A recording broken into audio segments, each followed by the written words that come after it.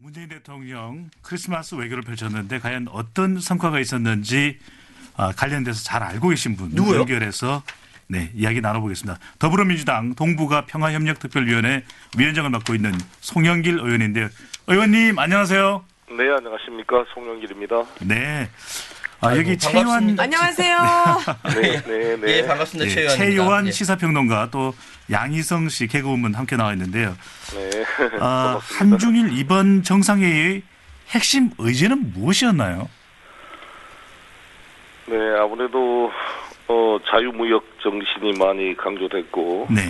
또 북핵 문제, 한반도 평화 문제가 논의됐다고 생각합니다. 이 한중일 정상회의가 2018년도에 일본 도쿄에 있었는데요. 네. 1년 만에 또 올해가 하기 전에 청도에서 이게 열리게 된 것은 긍정적인 의미가 있고, 특히 별도로 시진핑 주석과 또 아베 신조 총리와 별도 정상회담을 가진 것은 큰 의미가 있었다고 생각합니다. 네. 그러면 의원님 지금 한 가지 좀 여쭤볼게요. 지난 23일 시진핑 중국 국가주석과 정상회담 그리고 리커창 중국 총리와 회담을 했는데 중국 지도부와 같이 회담했던 성과 어떤 것이 있을까요?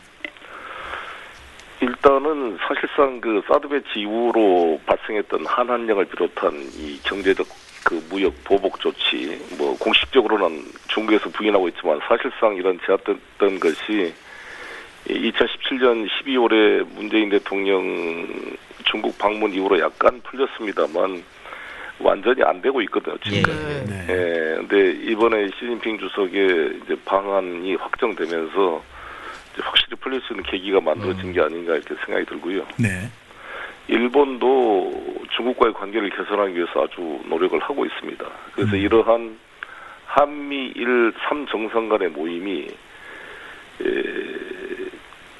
북중러, 북한과 러시아, 중국 간의 북방 삼각 군사적인 그런 협력과 동맹, 그리고 한미일 삼각 또 군사 협력과 동맹, 이렇게 신북방, 신남방 이 삼각 동맹 간의 제2의 냉전 구조가 되는 것을 완충시키는 의미가 있다고 봅니다. 네. 그 완충시키는 두 축이 하나는 한중일 정상회의고 또 하나는 푸틴 대통령이 지금 매년 계속하고 있는 블라디보스톡에서 열리고 있는 동방경제 포럼입니다. 이 동방경제 포럼은 아베 신조와 우리 문재인 대통령, 푸틴이 함께 블라디보스톡에서 만나는 모임이고 네. 한중일 정상회의는 한중일 삼국이 돌아가면서 삼국이 만나기 때문에 이 두 개의 완충 장치가 북중러 삼각동맹과 한미일 이 남방 삼각동맹 간의 첨예한 그 군사적 긴장을 완화시킬 수 있는 네. 경제적 협력을 통해서 중요한 장치가 아닌가 생각합니다. 그것이 이제 정상으로 복원되기 시작했다라는 의미가 있다고 생각합니다. 네. 그리고 그 북한의 크리스마스 선물은 다행히 없었는데 없는 게 선물 같기도 하고 한중 정상회담 하면은 저 같은 경우도 왜 북미 비핵화에 대한 진전이 있지 않았을까, 그런 대화가 오가지 않았을까 기대를 하는데 아까도 말씀하셨지만 북핵 문제에 대한 대화가 나왔다는데 어떤 얘기들이 나왔나요? 일단 아시다시피 지난주였는가요? 중국과 러시아가 북한에 대한 유엔 제재 일부 완화를 요구하는 그 유엔 결의안을 제출한 것이 보도가 되었습니다. 네네. 저는 이 행위가 북한의 이 크리스마스의 그런 미사일 발사나 실험을 막기 위한 조치였다고 생각합니다. 네. 그래서 그런 의미가 있었고, 그래서 저는 이런 문제를 계기로 오늘 저희가 오후에 한 60여 명의 국회의원들이 서명을 해서 제가 성명을 오늘 발표를 합니다. 뭔가 이 일부 완화를 통해서 북미 간의 직접 대화를 다시 빨리 재개해라라는 거죠.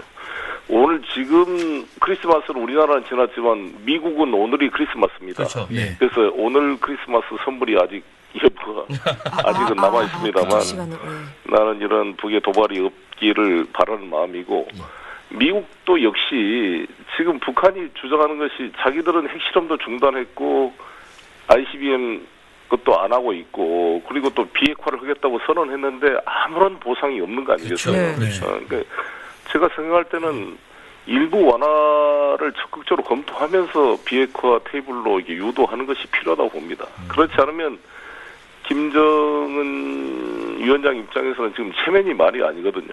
그렇죠. 사실 그 수십 시간 되는 기차를 타고 평양에서 하노이까지 도착해서 뭔가 성과를 얻어서 돌아가려고 다 준비를 했는데 네. 그냥 회담에서 아무 성과 없이 돌아왔기 때문에 사실 자기들 인민들한테 그 체면이 말이 아니게 된 거죠. 그래서 뭔가 정말 이걸 뚫어내야 될 판인데 아무것도 보상을 안 해주면서 오로지 스틱만, 그러니까 당근과 채찍이 있다면 당근은 하나도 주지 않고 채찍만 가지고 하는 것은 현명한 방법이 아니지 않느냐 이렇게 생각합니다. 네. 의원님, 청와대에서는 내년 상반기에 시진핑 주석의 방한이 확정적 이런 발표를 했는데 네. 내년 상반기에 시 주석이 방한을 하게 되면은 이제는 우리가 한한령 걱정을 안 해도 될까요?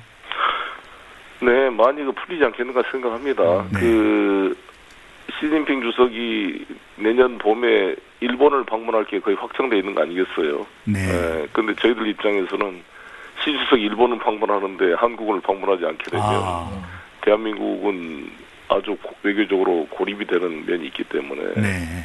저희들 입장에서는 일본을 보다 먼저 한국을 방문하는 게 필요하다 이런 입장이라고 생각합니다. 이제 중국에서 그 순서를 어떻게 할지 아마 고민을 하겠습니다만 네.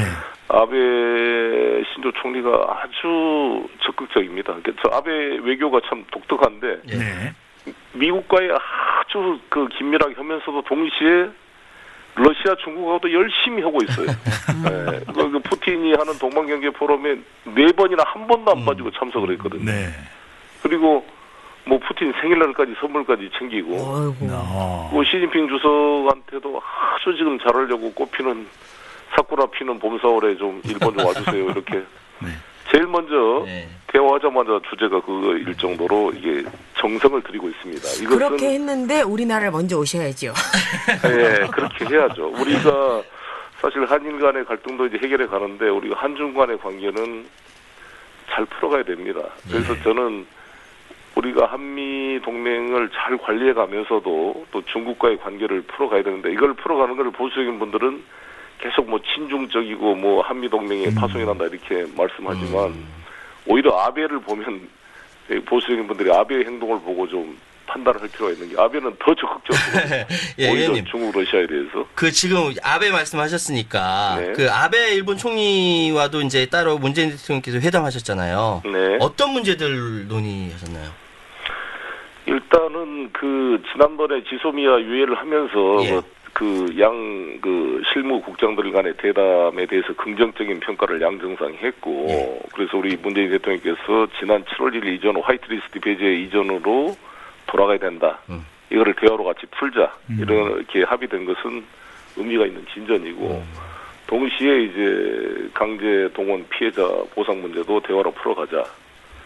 그리고 또 납치 문제에 대해서는 또 우리가 같이 푸는데 공감을 표시하고 했기 때문에 어떤 긍정적인 대화의 분위기가 조성됐다 이렇게 생각합니다. 네.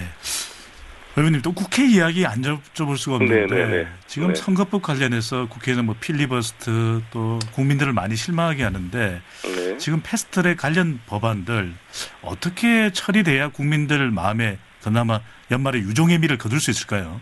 그래서 저는 지금이라도 황교안 대표께서 저렇게 좋을 게 아니라 협상을 해야 될 거 아니겠어요. 네. 아니 어찌됐건 국회의 과반이 되는 4+1이 되는 국회의원이 지금 선거법과 이 공수처법이나 검경수사권 조정법, 또 유치원 3법 이런 것을 개정하자고 요구하고 있잖아요.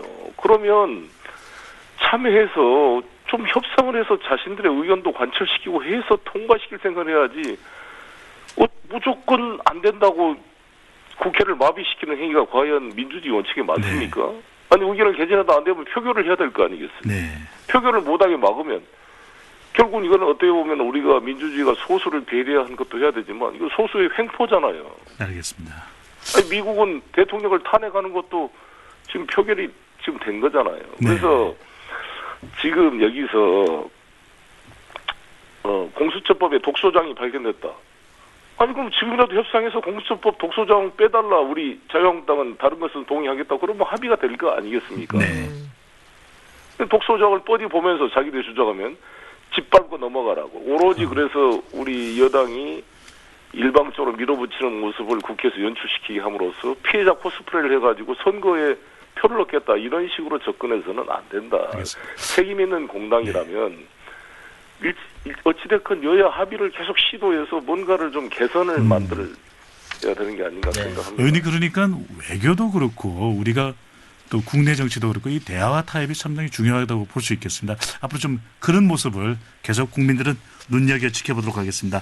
오늘 말씀 감사합니다. 네, 감사합니다. 예, 감사합니다. 네. 더불어민주당 동북아 평화협력특별위원회 위원장 맡고 있는 송영길 의원과 문재인 대통령의 크리스마스 외교에 대해서 알아봤습니다.